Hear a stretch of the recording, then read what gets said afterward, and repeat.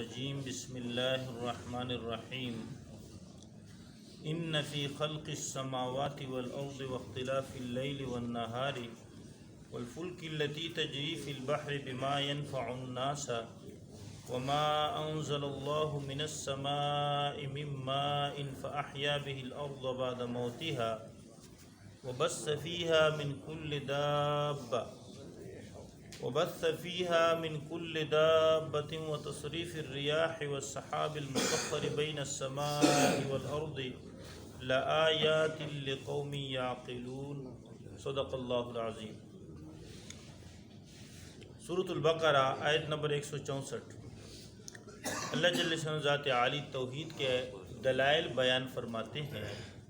ان فی خلق السماوات والارض، یقیناً آسمانوں اور زمین کی پیدائش میں، واختلاف اللیل والنہار اور دن رات کے بدلنے میں، والفلک التی تجری فی البحر اور کشتیوں میں، التی وہ کشتیاں تجری جو چلتی ہیں جاری رہتی ہیں، فی البحر بحر میں سمندر میں، بما ينفع الناس لوگوں کے نفع کی چیزیں لے کر، وما انزل اللہ اور وہ جو نازل کیا اللہ نے، من السماء آسمان سے، من ماء پانی، فاحیا به الارض پس زندہ کیا اس کے ذریعے الارض زمین، بعد موتها اس کے موت کے بعد، اس کے مرنے کے بعد، وبث فیہا من کل دابہ اور پھیلائے فیہا اس زمین میں، من کل دابہ ہر قسم کے جانور، وتصریف الریاح اور ہواؤں کا چلنا اور ہواؤں کا تبدیل ہونا، والسحاب المسخر اور بادلوں کا تابعدار ہونا، مسخر ہونا، بین السماء والارض آسمان اور زمین کے درمیان، فضا میں، لآیات البتہ بہت بڑی نشانیاں ہیں توحید کی، لقوم یعقلون عقل والوں کے لیے، اس قوم کے لیے جو سمجھ رکھتے ہیں۔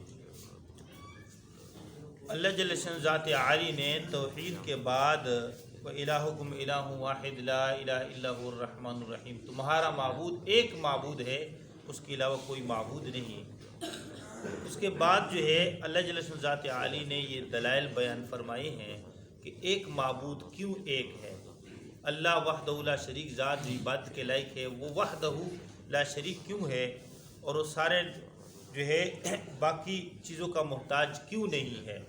اللہ تعالیٰ نے یہ دلائل بیان فرمائے ہیں کہ پورا جو نظام ہے آسمان و زمینوں کا، اور اس میں جو ہے زمانے کا، جو اللہ تعالیٰ ذات عالی زمانہ پیدا فرماتے ہیں، دن رات کی تبدیلی یہ زمانہ، اور پھر جو ہے سمندروں کا جو نظام ہے، اور سمندروں میں اللہ تعالیٰ کشتیوں کو جاری کرتے ہیں، اور لوگوں کو نفع دینے کا اللہ نے ایک نظام بنایا ہوا ہے، اور آسمانوں سے اللہ تعالیٰ بارشیں جو برساتے ہیں، اور زمین، مردہ زمین کو اللہ زندہ کرتے ہیں، اس سے غلہ جات اور اناج اگاتے ہیں لوگوں کے نفع کے لیے، اور ہواؤں کا بدلنا، تبدیل ہونا، اور بادلوں کا آسمان اور زمین فضا کے اندر مسخر ہونا ایک خاص درجے پر، نہ اوپر جائے نہ نیچے آئے، لآیات البتہ قدرت کی وحدانیت کی نشانیاں ہے، لقوم یعقلون عقل والوں کے لیے واقعی اس میں نشانیاں ہیں۔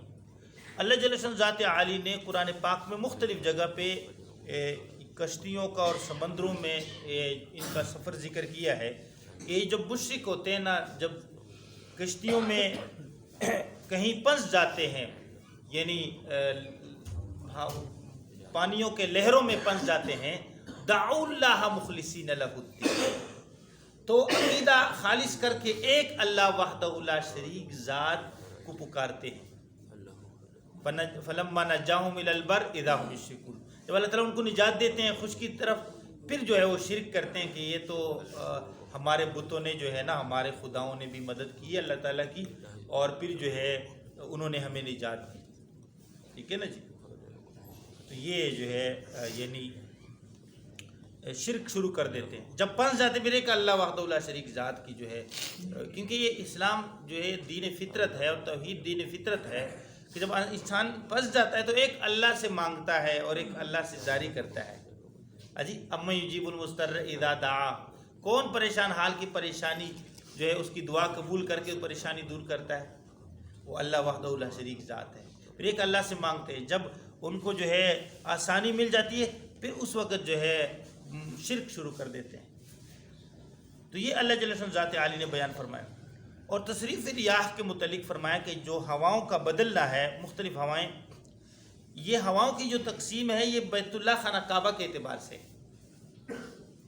جو اب ہم جو ہے یعنی بیت اللہ کی جو دروازہ ہے وہ مشرق کی طرف ہے، اب جو ہوائیں بیت اللہ کے دروازے کے ساتھ ٹکراتی ہیں اس کو باد صبا کہتے ہیں۔ یہ ہمارے مشرق سے جو ہوائیں جاتی ہے اور بیت اللہ کے ساتھ ٹکراتی ہے اس کے دروازے کے ساتھ، یعنی بالکل یعنی مغرب سے مشرق جو ہوائیں جاتی ہے اس کو باد صبا کہتے ہیں۔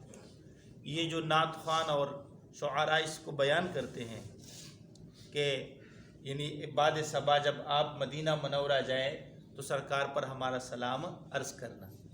یہ کیوں؟ یہ باد صبا مدینہ منورہ حرمین کی طرف یہ جاتی ہے اور ہمارے علاقے سے جاتی ہے مشرق، تو مشرق سے جو ہوائیں جاتی ہے اور بیت اللہ سے ٹکراتی ہے یہ کیا ہے؟ باد صبا ہے، اس کو کہتے ہیں۔ اس کے بالمقابل جو مغرب سے ہوائیں آتی ہے مشرق کی طرف اس کو کہتے ہیں جناب والا، اس کا نام ہے وہی غربیتن، اس کا نام ہے دبورن، وہی غربیتن تنفذ من ناحیت دبر الکعبۃ، تو یہ غربی ہوا ہے اور اس کو دبور ہوائے باد دبور کہتے ہیں۔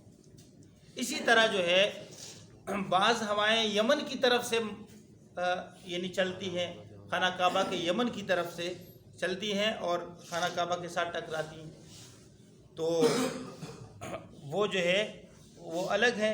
اسی طرح کچھ ہوائیں اس طرح ہے کہ جنوب کی طرف سے، جنوب کی طرف مدینہ منورہ میں بیت اللہ جو قبلہ ہے وہ جنوب کی طرف ہے، تو جنوب کی طرف سے ہوائیں جاتی ہے شام کی طرف، شمال کی طرف، تو یہ خانہ کعبہ کے اعتبار سے مختلف ہوائیں جب جاتی ہے، مشرق سے مغرب، مغرب سے مشرق، شمال سے جنوب، تو یہ جنوب سے جو شمال ہوائیں جاتی ہے اس اعتبار سے ہواؤں کی تقسیم ہے، اس اعتبار سے ہواؤں کی تقسیم ہے۔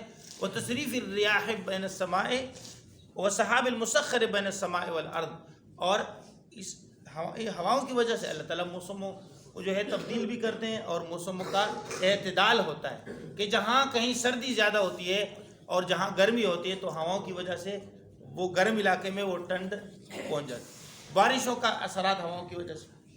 وَيُرْسِلُ الرِّيَاحَ بُشْرًا بَيْنَ يَدَيْ رَحْمَتِهِ، اللہ کی رحمت سے پہلے ہوائیں اڑتی ہیں تو وہ بشارت دیتی ہیں کہ اس کے بعد بارش آنے والی ہے۔ تو یہ اللہ جل شانہ ذات عالی نے ایک نظام ہواؤں کا مسخر کیا ہے۔ اور اسی طرح ہوائیں جو ہے یعنی بادلوں کو اٹھاتی ہیں اور بادلوں کو جمع کرتی ہے فضا میں، آسمان میں، اور اس کو اسی طرح جب اللہ چاہے تو تہ بتہ بادلوں کو تہ بتہ کرتی ہیں اور پھر اللہ تعالیٰ اس سے بارش برساتے ہیں، اور جب اللہ چاہے تو یہی ہوائیں جو ہے بادلوں کو کیا کر دیتے ہیں؟ تو متفرق کر دیتی ہے اور تقسیم کر دیتی ہے۔ یہ اللہ جل شانہ ذات عالی نے یہ نظام ایک مسخر فرمایا ہے۔ اب آگے اللہ جل شانہ ذات عالی فرماتے ہیں من الناس من یتخذ من دون اللہ اندادا یحبونہم کحب اللہ، بعض لوگوں میں سے ایسے لوگ ہیں جو بنا لیتے ہیں من دون اللہ، اللہ کے علاوہ اندادن جو ہے شریک، خدا بنا لیتے ہیں، یحبونہم کحب اللہ، ان سے ایسی محبت کرتے ہیں جیسے اللہ سے محبت کرتے ہیں۔ کیسے؟ دیکھو ہم اللہ جل شانہ ذات عالی سے محبت کرتے ہیں جب اللہ کا حکم کے مقابلے میں جو بھی دنیاوی محبتیں ٹکراتی ہے تو ہم سب کو چھوڑتے ہیں اور اللہ کے حکم کو ترجیح دیتے ہیں۔ یہ اللہ تعالیٰ سے محبت ہے سب سے زیادہ۔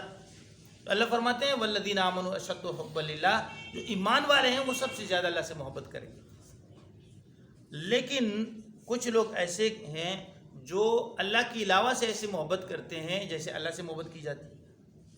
اب ہم کعبۃ اللہ تعالیٰ کے گھر کے جو ہے طواف کرتے ہیں، ہم مومن جو ہے اللہ کے گھر کا طواف کرتا ہے، اس کی طرف اس کا دل جو ہے یعنی راغب ہوتا ہے، مائل ہوتا ہے، اور اس کی چاہت ہوتی ہے اللہ کے گھر کی زیارت کرے، اس کا طواف کرے۔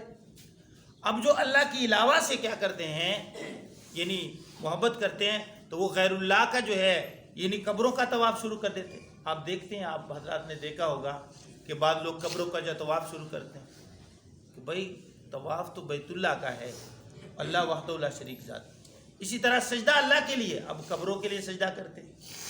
اب ان لوگوں نے ان قبر والوں کو، اب قبر بے شک قبر والا اللہ کا ولی ہو، ہاں جی، اگر قبر والا اللہ کا نبی بھی کیوں نہ ہو تو اس کا مطلب یہ کہ اس کے لیے طواف، اس کے قبر کے گرد جو ہے طواف جائز ہو گیا، یا اس قبر کے لیے جو ہے سجدہ جائز ہو گیا. تو نبی صلی اللہ علیہ وسلم نے کیا فرمایا کہ بنی اسرائیل پر اللہ نے لعنت کی ہے، اللہ نے ان کو اپنی رحمت سے دور کر دیا. انہوں نے اتخذوا قبور انبیاء، انہوں نے مسجدہ، اپنے نبیوں کے قبروں کو سجدہ گاہ بنا دیا، قبروں کو سجدے شروع کر دی. کیوں؟ وہ غیر اللہ سے اللہ جیسے محبت کرتے ہیں، اور اللہ تعالیٰ سب سے زیادہ اس سے ناراض ہوتے ہیں. شرک، جب آدمی شرک میں آ جاتا ہے اللہ تعالیٰ اس کے سارے اعمال ختم کر دیتے. کیسے؟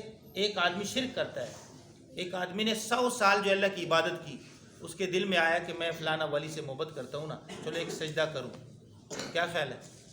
اب یہ سجدہ کرے گا تو اس کی عبادت رہ جائے گی. فقد حبط عملہ من یشرک باللہ، جو اللہ کے ساتھ شرک ٹھہرائے اس کے سارے زندگی کے اعمال کیا ہو گئے؟ ختم ہو گئے، وہ خالی ہاتھ رہ گیا. اب کل قیامت کے دن اللہ فرماتے ہیں جن لوگوں کو، جن نبیوں کو، جن ولیوں کو انہوں نے اللہ کے ساتھ شریک ٹھہرایا ہے، یہ ان سے برات کا اظہار کریں گے کہ ہم نے ان کو یہ نہیں کہا تھا کہ تم ہمیں اللہ کے ساتھ شریک ٹھہراؤ. اللہ عیسیٰ علیہ السلام سے بھی پوچھیں گے انت قلت للناس اتخذونی وامي الہین من دون اللہ، اے عیسیٰ بن مریم کیا آپ نے اپنے امت کو کہا تھا کہ مجھے اور میری والدہ کو، یعنی مریم علیہ السلام کو اللہ کے علاوہ معبود بناؤ، خدا بناؤ؟ تو وہ کیا کہیں گے؟ وہ کہیں گے یا اللہ ہم نے ان کو یہ نہیں کہا تھا، ہم نے تو وہی کہا تھا جو آپ کو معلوم ہے کہ ایک اللہ وحدہ لا شریک ذات کی عبادت کرو. تو یہ برات کا اظہار کریں گے اور اس وقت یہ اکیلے رہ جائیں گے. اب اللہ فرماتے ہیں اگر یہ مجرم جنہوں نے شرک کیا ہے، جس وقت جن کی عبادت انہوں نے کی ہے دنیا میں، جن ولیوں نبیوں کی، جب وہ برات کا اظہار کریں گے اور وہ خالی ہاتھ رہ جائیں گے، اذ یرون العذاب، اب کوئی ان کو عذاب سے نہیں بچائے گا، عذاب سامنے، جہنم سامنے. اللہ تعالیٰ ہم سب کی حفاظت فرمائے. اللہ فرماتے ہیں اگر وہ یہ عذاب تصور کرتے نا، لو یری الذین ظلموا اذ یرون العذاب ان القوۃ للہ جميعا، جب یہ دیکھیں گے کہ یہ تو اللہ کا عذاب سامنے ہے، اب کوئی بچانے والا نہیں ہے، اور جو ہے اللہ ابھی ہمیں شرک کی وجہ سے جہنم میں ڈالے گا، تو وہ چیخیں ماریں گے اور افسوس کریں گے کاش ہم دنیا میں شرک نہ کرتے، ہم تو تباہ ہو گئے، برباد ہو گئے. اللہ تعالیٰ ہم سب کی حفاظت فرمائے. عذاب سامنے آ جائے گا، اور جن کو اللہ کے ساتھ شریک ٹھہرایا ہوگا تو وہ برات کا اظہار کریں گے. قرآن پاک میں سورۃ زمر میں اللہ جل شانہ ذات عالی فرماتے ہیں کہ یہ جو لوگ اللہ کے علاوہ کسی اور سے اللہ جیسے محبت کرتے ہیں نا، مشرک، تو جب آپ قرآن پاک میں اللہ وحدہ لا شریک کا ذکر کرتے ہیں نا، تو یہ دل اشمئزت قلوبہم، ان کے دل تنگ ہو جاتے ہیں، پریشان ہوتے ہیں. یہ تو ایک اللہ کا ذکر کرتے ہیں، ہمارے خداؤں کا تو ذکر کرتے نہیں، پریشان ہو جاتے ہیں. اور جب ان کے خداؤں کا کہیں ذکر آ جاتا ہے تو یہ جو ہے یستبشرون، وہ خوش ہو جاتے ہیں، واہ ہمارے خداؤں کا ذکر آ گیا. کیوں؟ اللہ کے غیر کے ساتھ ایسی محبت کی جیسے اللہ کے ساتھ. اور کل قیامت کے دن امام الانبیاء کیا فرمائیں گے؟